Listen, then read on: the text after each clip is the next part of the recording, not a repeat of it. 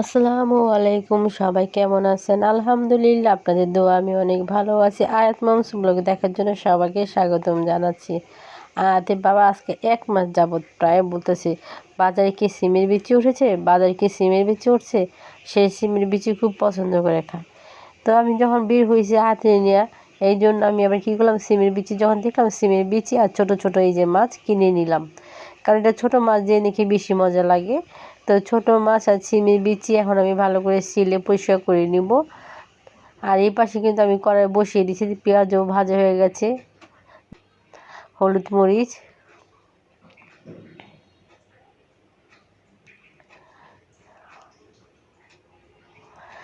মশলা কষানো হয়ে গেছে। এখন আমি দিয়ে দিলাম সিমের বিচি।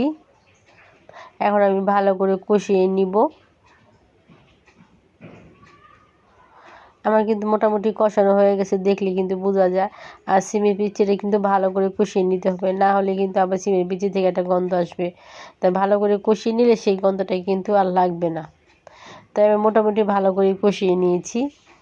এই যে আমার কিন্তু একটু পানি নাই, দেখলে কিন্তু বোঝা যায় একেবারে কষিয়ে নিয়েছি ঝরঝরা করে। এখন আমি পানি দিয়ে দেব হালকা। আর ছোট ছোট মাছ তো জানেনই, বেশি একটা পানি দিতে হয় না, অল্প পরিমাণ মাছে পানি দিতে হয়।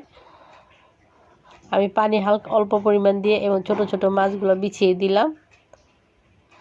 এই যে আমি কিন্তু চুলার আঁচও বাড়িয়ে দিয়েছি, যেহেতু ছোটো মাছ, চুলার আঁচটা বাড়িয়ে দিলে রান্নাটা বেশি মজা হবে। আর আমি এই যে দেখেন একটু কাছে বসছিলাম মেশিনে, আমার আয়াস শোনা তো পুরা ঘর আমার উলুট পালট করেছে, পুরা বাড়ি যত কিছু আছে পাকঘরে সব তার খাটের উপরে।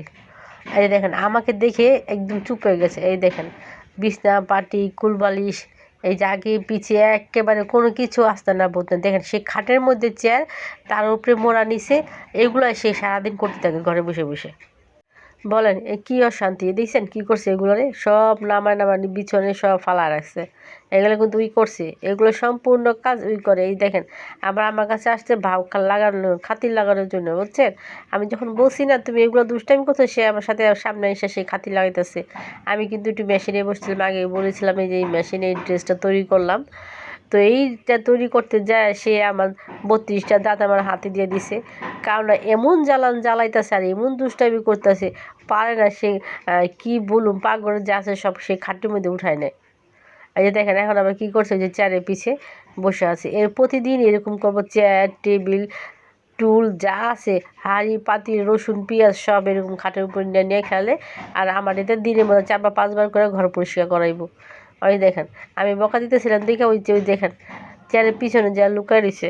সবাইকে অনেক অনেক ধন্যবাদ। আসসালামু আলাইকুম, আল্লাহ হাফিজ।